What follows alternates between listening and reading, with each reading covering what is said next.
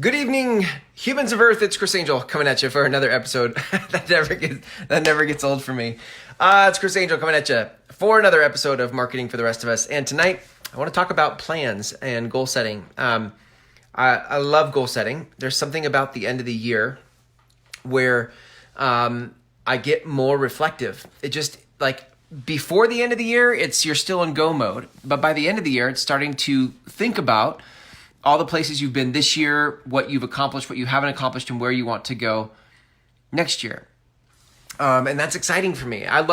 There's something about December 31st and January 1st where there's like a brand new canvas to paint on, and I love that. So for years, I've set goals. I used to practice setting really big goals. Part of it was just an exercise to stretch my mind to see how big I could create a number, like how big would the number be? And then I would play with the business plan it would take to get there, right? The challenge that I faced with that, it was really exciting. I mean, it's exciting to blow up really big numbers on a plan and set goals with really big numbers. But the problem with that was that once I was done setting the big number, I felt incompetent to produce that result, right? I got really good at being able to exercise my brain for a big number as a goal. And I see this all the time, guys, with people in business. Like we'll set numbers as a goal and we don't even know why that's the number. We're just like, that's a sexy goal. Let's do that. And that's cool. I'm okay with that. Years ago, I was in a company where it was culturally appropriate to say, well, just double it. Set a goal and then double it, right? Double your goal. Why? I don't know. Just double it. Okay. And then we double the goal. But then the problem is now that we have this, it's like saying, pick a mountain to climb. Now pick a mountain twice as high. And we're like, oh, okay. I was nervous about the first mountain. Now I'm looking at an even bigger mountain. And this is my point. Like we pick these big goals and then we're not equipped to climb them. We're not equipped to produce the result. So what happens when you're not equipped to produce the result after you've set a big goal? Well, just think about that for a minute. You, like me, have set big goals in your life, but you didn't have the skills or the systems or the processes or the frameworks to produce the results. So what happened? Just go back in your life and look what happened. For me, I sat there dumbfounded for a bit, like, I don't know, I guess I'll use a lot of energy and excitement and motivation and I'll psych myself up and I'll go see what I can do. And seriously, not more than a week into my excitement did I just kind of like go back to old patterns because I didn't know how to I didn't know what to do with that. Congratulations, Chris, you set a big goal. Now you don't know what to do. So let's go back to what we do know how to do. And what we do know how to do is climb really small mountains because that's what we've done. So do you get the problem here, right? This is the problem where you stay stuck in your old patterns. Even though you set a big goal, good for you. I love your bravado. I love your cockiness and your confidence. Way to go. High five. And yet, if you don't have the skills and the frameworks to climb the mountain, you're going to go back to old patterns. So you'll feel defeated. You'll actually feel further behind. I can't tell you how I feel like I should be so much further than I am right now, partially because I set such big goals years ago. That's the downside of setting your sights on really big mountains, is that you feel way behind when you didn't climb the really big mountain. Now, if I looked at the mountains I have climbed, other people would be like, wow, those are amazing mountains. Like, I wish I could climb those mountains. And I'm like, what are you talking about? I don't have any results. This is lame. I set my sights on something 50 times higher. And so we downgrade, we put down like the results we have accomplished. So what's the alternative, right? We have to get to a place where we can set big goals, but then also move on instead of stay stuck. So this is how I heard it years ago, and I loved this, so I'm going to give it to you. This was not from me. This was from a billionaire, and I have always held on to this. So here's what he said. He said, right, set a really big goal so that it gives you the plan to get there. In other words, the whole reason to set a big goal isn't to accomplish it or to reach it. It's to get access to the plan that would be required to reach it. Do you see the reframe? Like, the whole point of setting a goal is to get the plan. Once you have the plan, then it doesn't matter if you reach your goal or not, because you're going to put all your energy and focus into the plan. You're going to put your energy and focus into the process. I've said this before, but events often create inspiration, but it's process that creates transformation, right? Events, moments in time inspire you. You're like, I just got off an event. I just went to an event. I'm fired up right now. I am so inspired. And then you go back to your life, your normal life after the event. And what happens? You fall back into old patterns. Unless you have a plan or process that you're committed to that actually creates the transformation in your life and your business. So the reason that we set big goals is not to reach them necessarily. If we reach them, that's great. But the purpose is to actually get access to the plan and the process that would be required to reach said goal. So I'll give you an example. I've been plotting. That's very, it's very sinister of me. I've been plotting my 4-year goals, right? I want to create $1 million business in 4 years. That feels doable to me. Right? Which if I just did 250,000 in 2020, 500 the next year, 750 the year after that, and I just keep growing by 250,000 a year. Now, granted, I didn't know how I was going to do this. I just started with the big goal. I'm like, $1 million in 4 years would be great. I would have said a year, but I thought that was too aggressive. I was like, I'm not sure how I'm going to get that. And I'm not interested in bravado anymore. So now I'm just like, I'm just interested in what is it going to take to get there. So I start looking at, well, if I'm going to get there in 4 years, what has to happen? I'm not willing to go out and hunt for new business all the time. I need some type of a recurring revenue model that allows me to invite more people into the recurring revenue model so that it grows over time, right? So if I am going to hunt, if I am going to go out and hustle to find business, it's going to, over time, grow the monthly revenue, not just replenish it, right? It's not going to be like every month it goes to zero and I have to go find more to get the number up again. So here's I don't need to go down that whole road. My point to you is that when you start to have the big number, you go, well, what would it take? What would it take to get there? And as you start, and you'll have initial ideas about what it takes to get there. And some of those ideas might be great. And some of them you'd be like, I don't know if I'm willing to give that. I'm not sure I'm willing to give it that kind of energy. So what do? You don't give up on the goal. You retool the plan. You go, okay, I'm not willing to do that, but what could I do? And you keep going and you keep whiteboarding, you keep brainstorming. What else would it take? How else does it need to look? Who else do I need to have? And you just keep looking for the answer that would get you to the goal, the big goal, in the parameters you are willing to reach the goal inside of. This is why I love this, because you can set a really big goal. I think a lot of people are afraid to set big goals because they don't want to give up their life. Right? There's a lot of people who have said, well, I don't want to make $1 million because I don't want to be a slave to my business. Nobody said anything about you being a slave to your business and making $1 million. You get to set the parameters. You get to say how you reach $1 million. And it could be $1 million in a year, $1 million in 4 years, $1 million in 20. I don't care. But you get to say. And so when you say, now you start to have, now you get perspective to find the plan.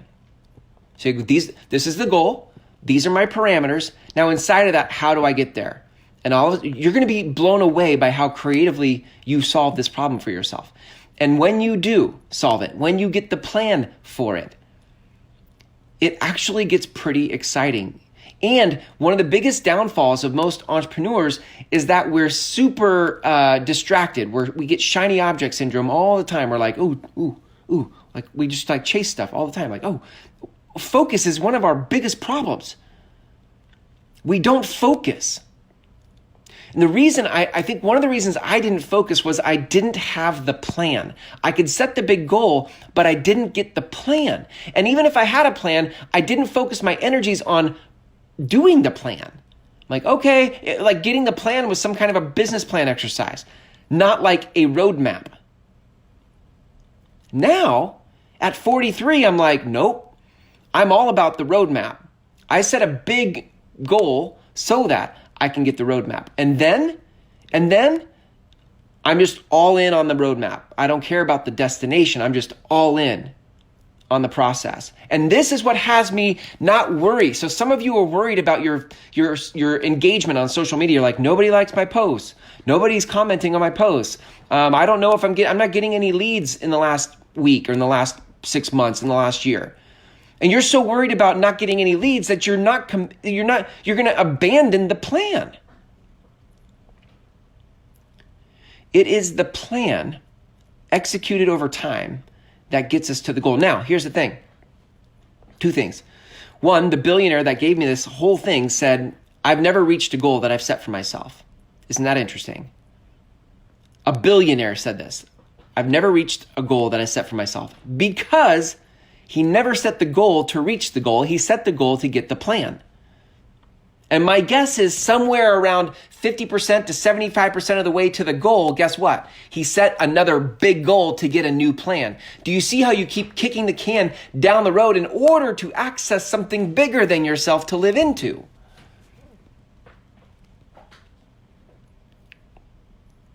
I can't remember the second thing I wanted to tell you. I was going to give you a second thing. I can't remember. Dang it.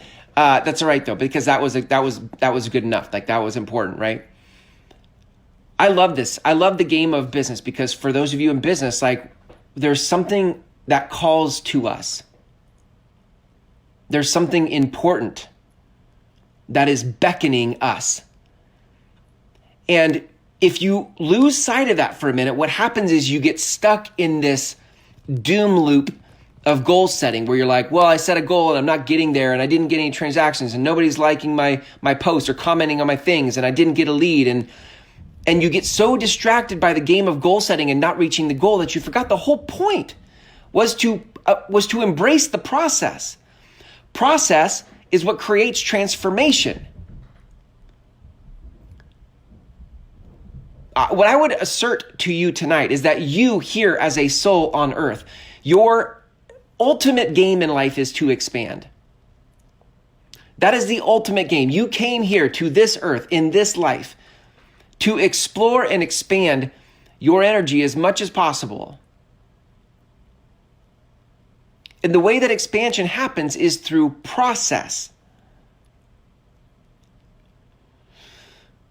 But our day and age, we get so sidetracked by, wanting results yesterday, that we get frustrated with the process. And so we abandon this process for another, only to realize that with some other process, we're going to have to commit to the same thing. But when we get tired of the second process, we abandon that one and find a third.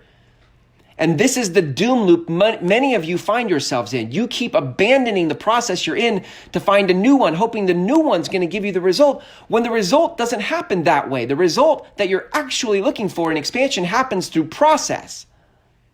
Process. So rather than abandoning this process for another, why not just commit to this one?